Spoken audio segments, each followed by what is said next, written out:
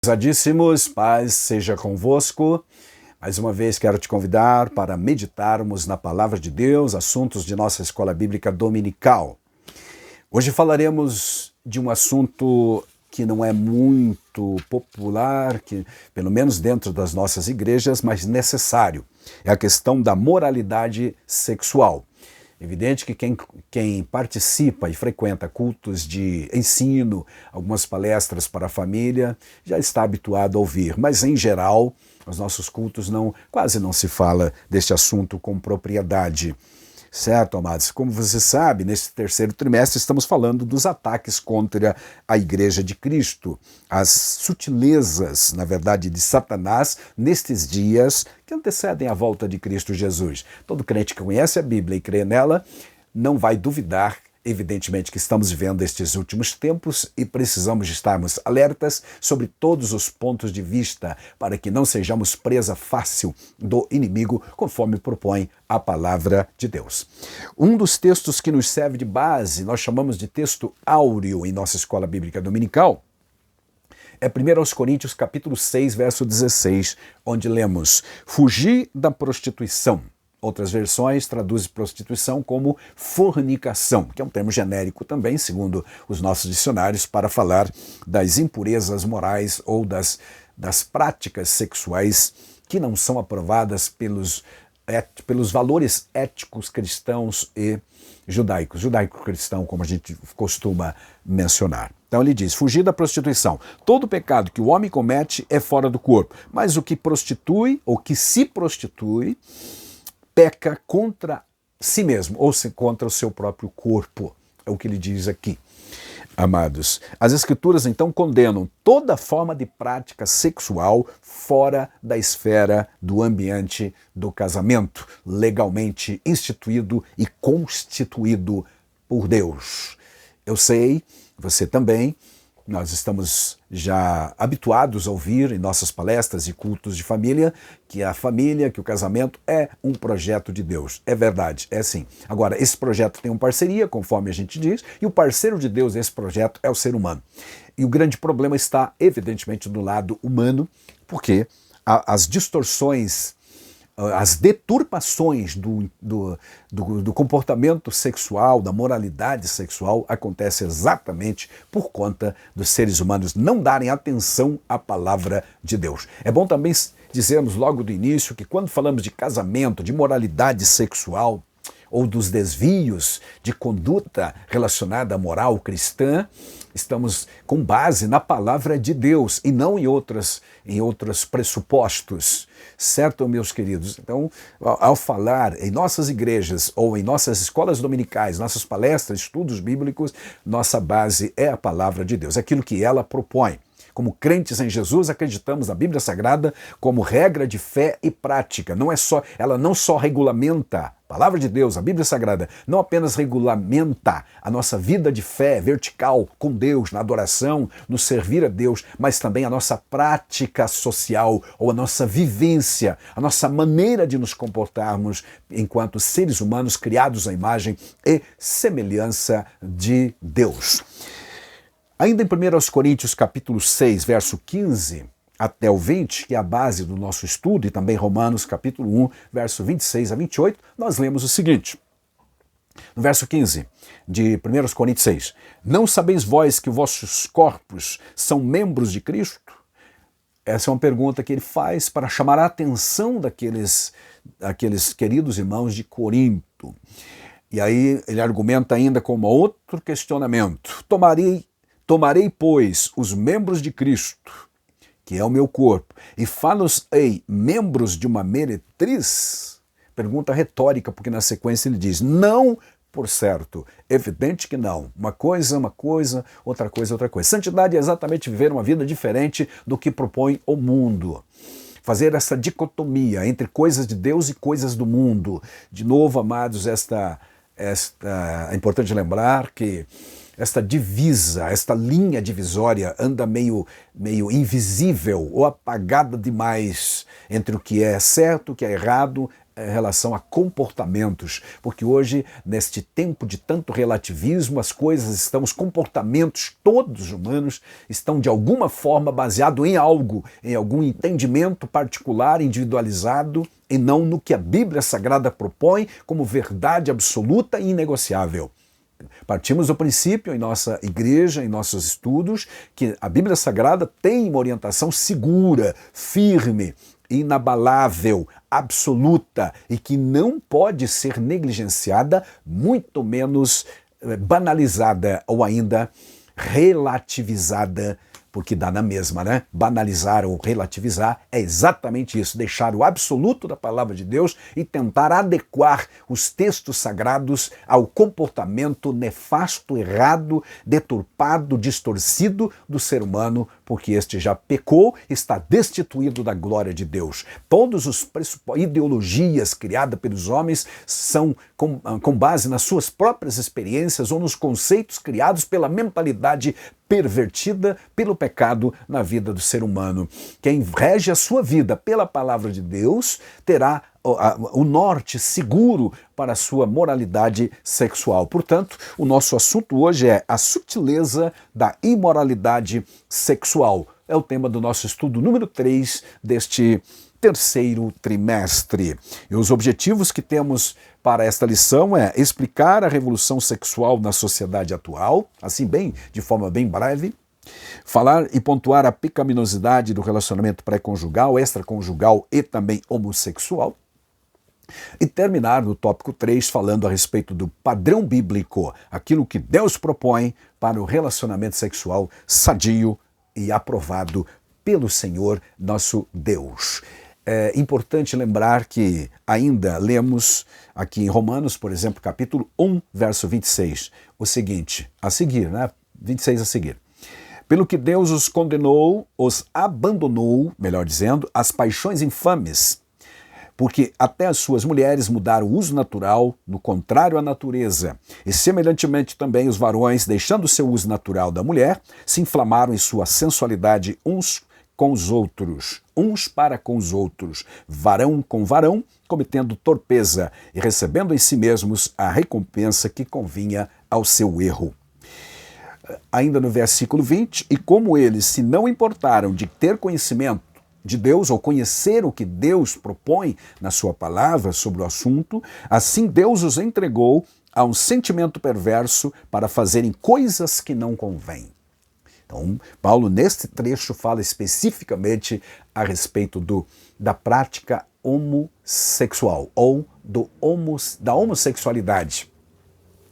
E ele chama de comportamento torpe, ou melhor, torpeza, praticantes de torpeza, fala de coisas que não convêm e fala também que é erro, que é uma coisa errada. Diz também que Deus os abandonou a paixões infames, porque até as mulheres mudaram o uso natural e os homens também, inflamando-se homens com homens, enfim, é a prática homossexual, tanto masculino quanto feminino, condenado abertamente aqui o seu comportamento. Não condenando pessoas, mas a prática. Então Deus ama, como a gente sempre diz, o pecador, mas odeia o pecado. Da mesma forma, o crente, a igreja, deve amar a alma das pessoas, mesmo pecadoras, pervertidas e andando de forma totalmente errada, conforme os padrões e diretrizes da palavra de Deus, mas que tem uma alma preciosa. Amar essas pessoas, porém, detestar o pecado.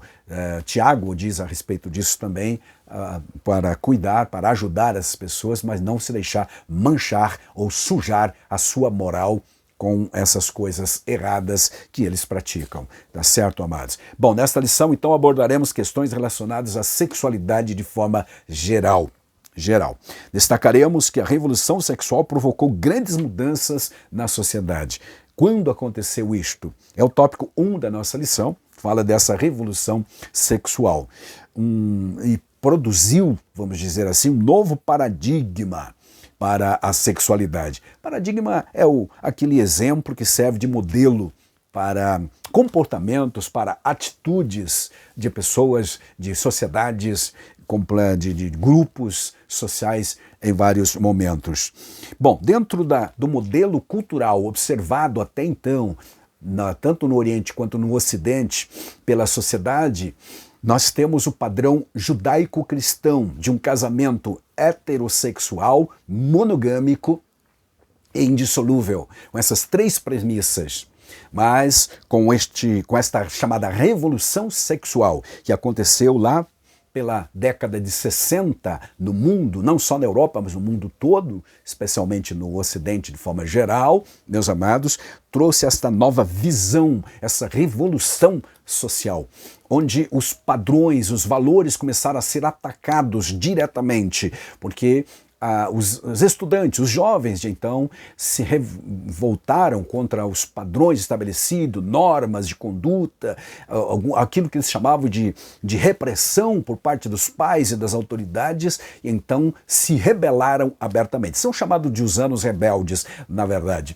Porém, nós precisamos, como crente, entender que desde o princípio da criação, Deus estabeleceu padrões e limites. E há na Bíblia conselhos para não mudar os marcos antigos e na questão da sexualidade também. Então essa revolução sexual aconteceu, é verdade, e ela só fez evoluir até os dias atuais, chegando ao estágio que estamos hoje, que realmente é difícil até definir como vive a sociedade. E nós, como crentes em Jesus, a Igreja de Cristo está enfrentando esses ataques cada dia mais sutis da parte do inimigo, tentando arrefecer os ânimos daqueles que prezam pelos valores da moralidade segura, firme, que protege o casamento, que protege a família de forma geral. Deus nos dê a sua graça e o seu poder, e que esta revolução sexual, que já tem respingado em muitos lugares na própria igreja, nos arraiais dos santos, como a gente dizia antigamente,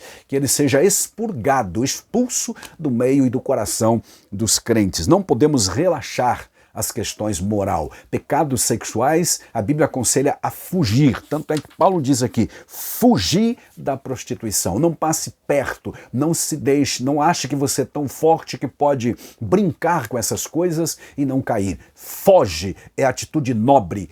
Portanto, amados, sigamos este conselho do apóstolo com certeza. Bom, havia, portanto, uma visão conservadora, né, até então, da forma como a sexualidade deveria se expressar. E como? Dentro dos padrões do ambiente do casamento, efetivamente. Tudo que viesse em termos de moralidade sexual, por exemplo, o sexo pré-casamento ou pré-marital, ou ainda antes do casamento e extraconjugal, ou mesmo prática homossexual, era considerada, e é pela Bíblia Sagrada considerada, prática pecaminosa, errada, distorcida, pervertida.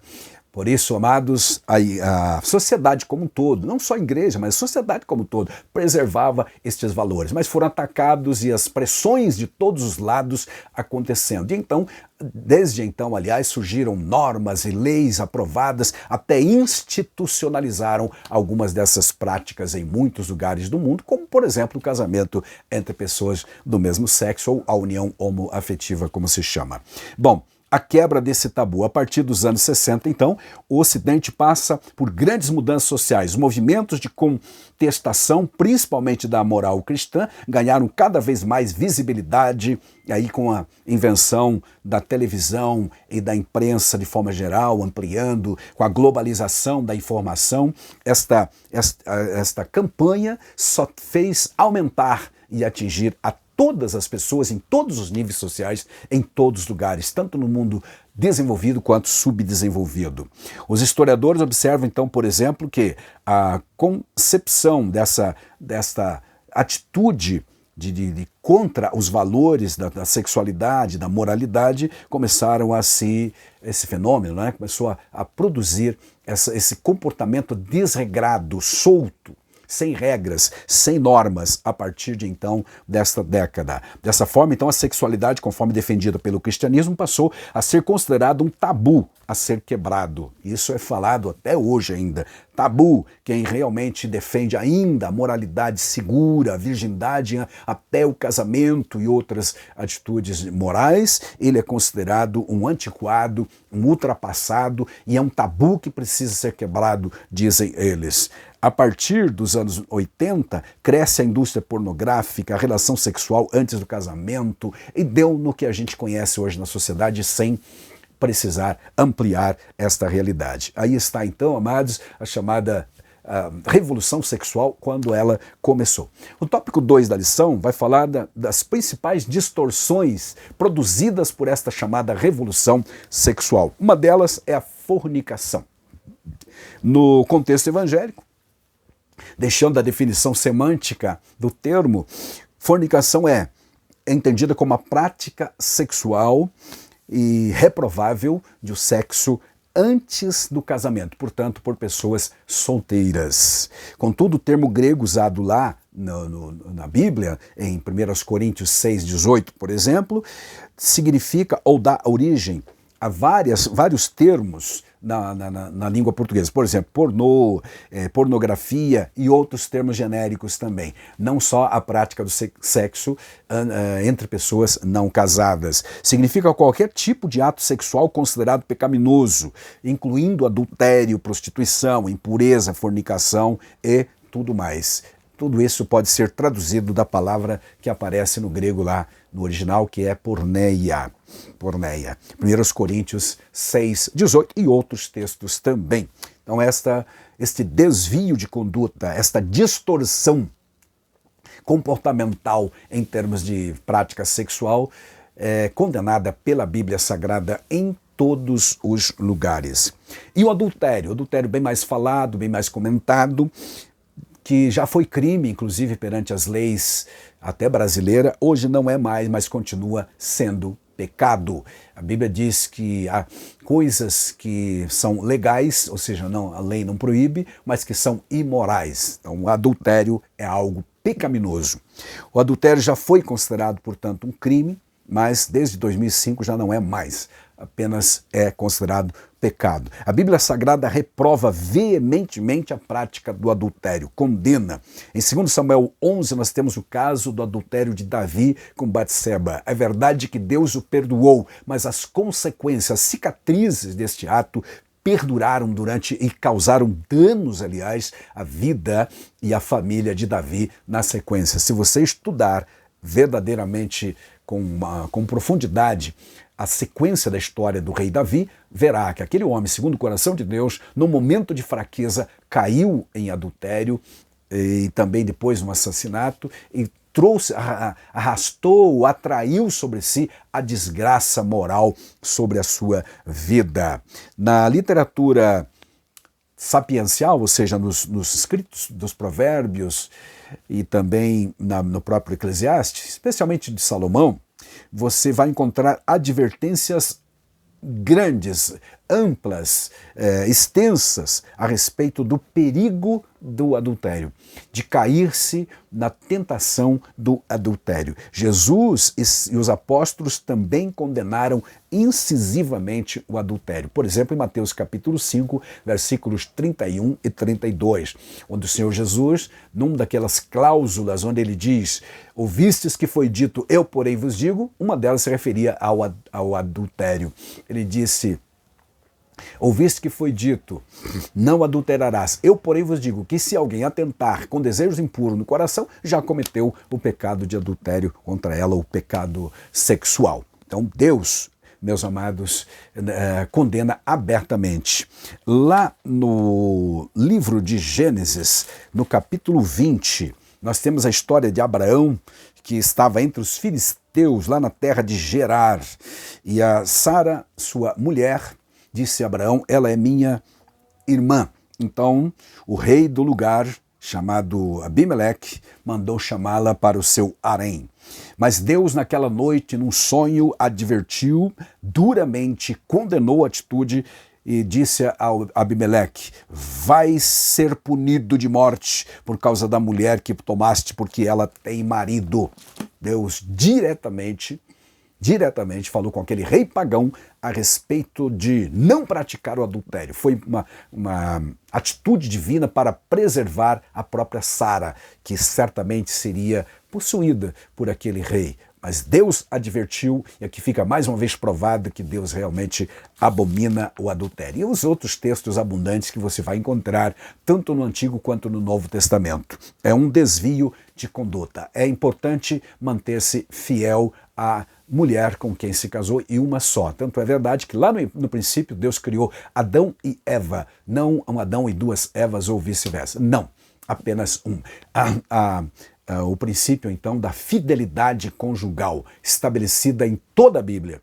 Em toda a Bíblia. Em Malaquias, por exemplo, é chamado de aliança do casamento, aliança da esposa com quem se casou. Fez uma aliança. Como a gente sabe, a aliança é muito mais do que simplesmente um contrato assinado ou uma parceria. É uma mistura de vida, realmente. E é isso que é o casamento. Quando há uma infidelidade, há um rompimento dessa aliança, uma coisa violenta. Que Deus nos guarde a todos, porque esses respingos também já atingiram a igreja em muitos lugares. E uma terceira distorção da prática da moralidade é a homossexualidade. Uma condição de ordem agora natural. Os cristãos que têm a Bíblia como única regra de fé compreendem que a homossexualidade como um comportamento adquirido e não natural, não por DNA, não há prova científica de que alguém nasce com esses genes, né? Mas sim adquire-se, certo? E não como um determinismo, portanto, biológico. A homossexualidade é um comportamento adquirido, se entende dessa forma, porque a ciência não provou ser um determinismo biológico. Nasci determinado a ser isto ou aquilo. Não há nenhum dado científico confiável que diga que a homossexualidade seja uma questão genética, diz o nosso comentarista, o pastor José Gonçalves, que é o comentador desta lição para nossa terceiro trimestre. Em outras palavras, não há como dizer que alguém nasce homossexual. Ele adquire esse comportamento. Homossexualidade é um comportamento adquirido e vários fatores fazem parte desse processo. Por exemplo, o caso de gêmeos idênticos comprova isto. Era de esperar que ambos os gêmeos fossem homossexuais. No entanto, há vários casos em que apenas um comporta-se como tal e outro não. Fica provado até então que não é genético realmente.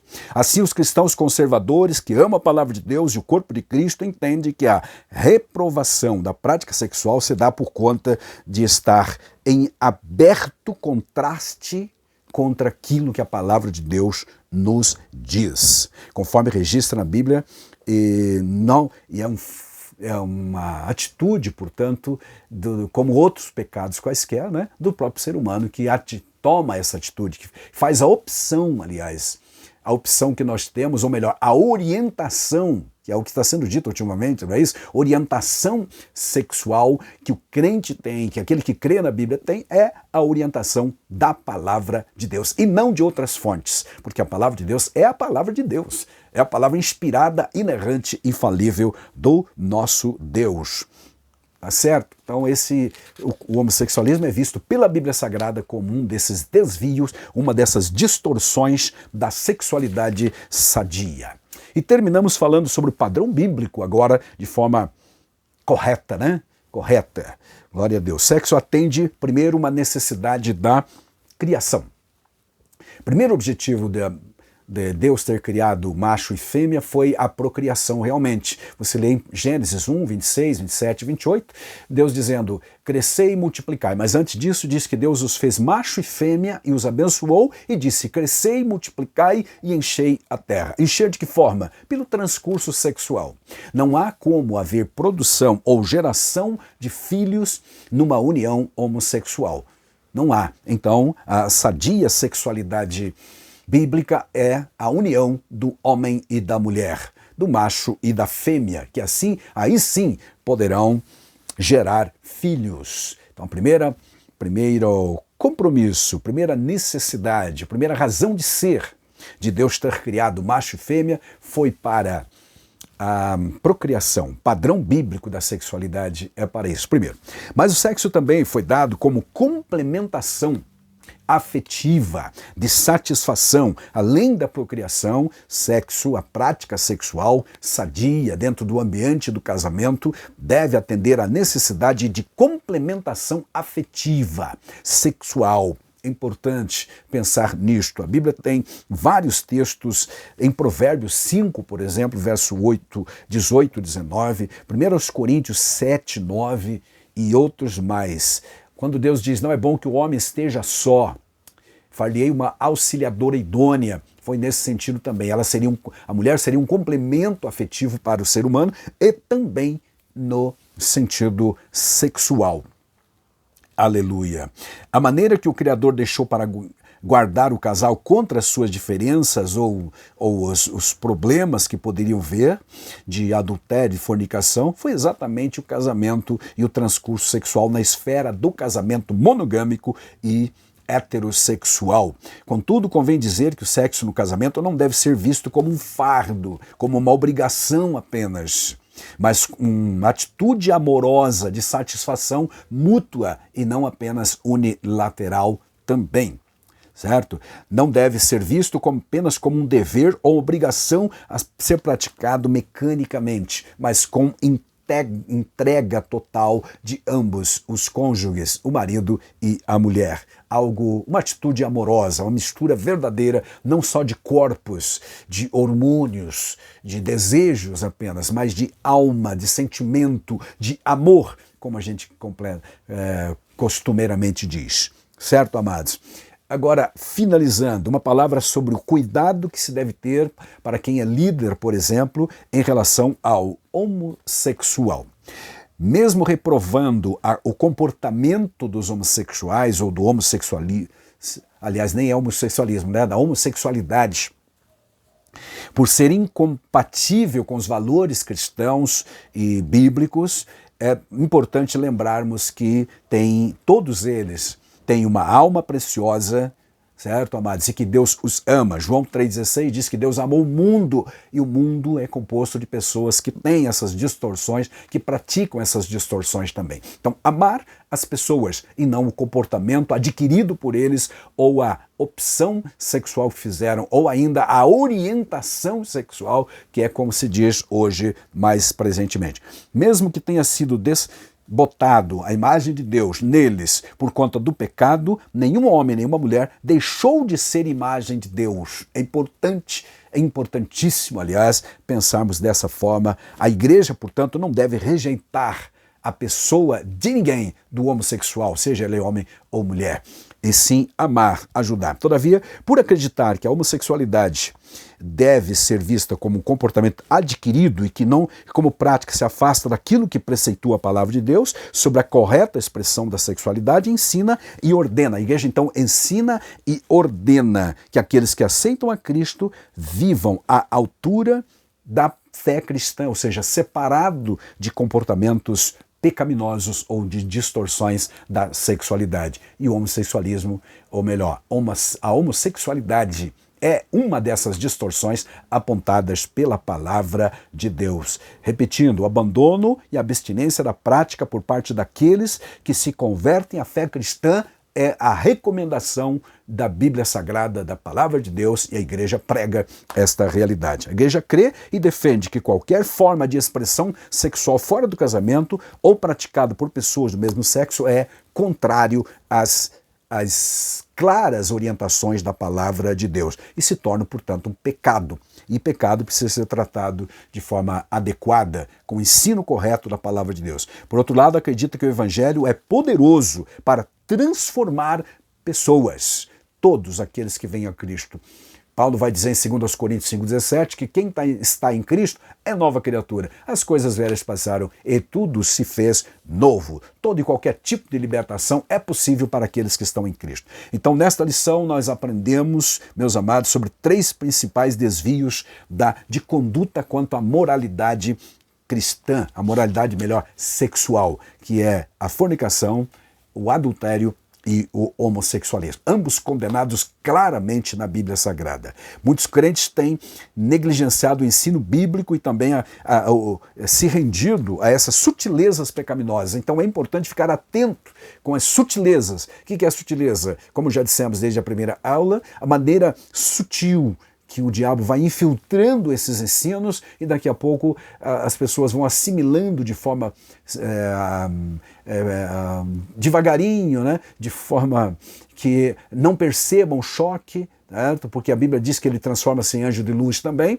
Então ele vai solapando aos poucos, tirando a resistência de alguns crentes, e é importante que o crente esteja atento para dizer não a essas coisas, com educação, com entendimento, amar as pessoas e odiar o pecado, com certeza. Qualquer prática sexual fora do modelo bíblico traz consequências tanto morais quanto espirituais, eternas, inclusive. Deus quer que vivamos o padrão sexual estabelecido por Ele na sua palavra, que é dentro dos limites do casamento. Que Deus te abençoe na sua família, no seu lar, no seu relacionamento conjugal, se você já é casado. Se ainda não é, preserve-se para um futuro e abençoado casamento que Deus certamente preparará para ti. Em nome de Jesus, até a próxima. Amém.